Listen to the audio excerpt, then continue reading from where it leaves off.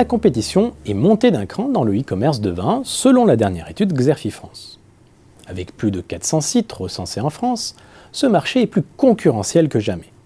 10% des ventes de vin en valeur s'opèrent aujourd'hui sur le web, soit un chiffre d'affaires de 1,5 milliard d'euros. La vente directe a notamment été stimulée par la puissance des sites de vente privée et des places de marché généralistes, l'authenticité des plateformes de producteurs de vin et, plus récemment, la promotion des circuits courts par les applications de WineTech. La frontière entre e-commerce et commerce traditionnel s'estompe au passage avec l'émergence de concepts de magasins connectés. Mais l'effet de nouveauté s'atténue et le marché atteint sa maturité. Le rythme de croissance a ainsi nettement ralenti depuis 2015, passant à environ 7 ou 8% par an, ce qui reste bien supérieur au marché du vin dans son ensemble. Devant l'arrivée à maturité du marché, les acteurs fourbissent leurs armes pour s'imposer face aux deux leaders que sont Vipy et Cdiscount.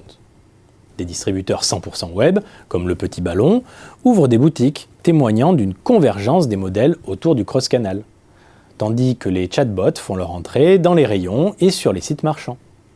Et dans cette quête d'enrichissement de l'expérience client, les acteurs traditionnels n'hésitent plus à se rapprocher de ceux de la nouvelle économie du vin, à l'image du rachat de Wine Advisor par Leclerc. Du côté des e-cavistes, l'arrivée en masse des maisons de négoce pourrait créer le fossé entre la poignée de leaders, ayant toutes les cartes en main pour s'imposer, et les acteurs indépendants qui peinent à être rentables. Une phase de consolidation s'est ainsi ouverte et l'écrémage pourrait bien être important, surtout dans le cas d'un ralentissement prolongé de l'activité. Au-delà de la structuration du marché, les e-commerçants de vin mettent en œuvre une grande variété d'actions afin de faire valoir leur singularité vis-à-vis de la concurrence.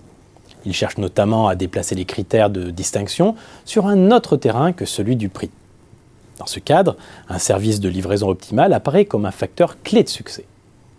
Les acteurs de la vente de vin en ligne tentent aussi de copier les grandes places de marché qui ont imposé un standard en la matière, quitte même parfois à s'associer directement avec ces géants pour profiter de leurs services.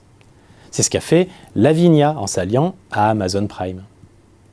Autre axe fondamental, la mise en place d'une stratégie omnicanale.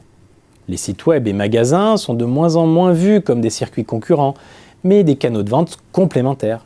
D'autant que l'ancrage physique permet de garder une certaine proximité avec le client. Dès lors, deux profils semblent les mieux armés pour gagner des parts de marché à moyen terme. Les e-commerçants généralistes, s'appuyant sur d'importants volumes de vente pour être compétitifs, et les négociants producteurs qui présentent le double avantage de disposer de leur propre stock et de pouvoir assurer les investissements indispensables à la bonne marche de l'activité.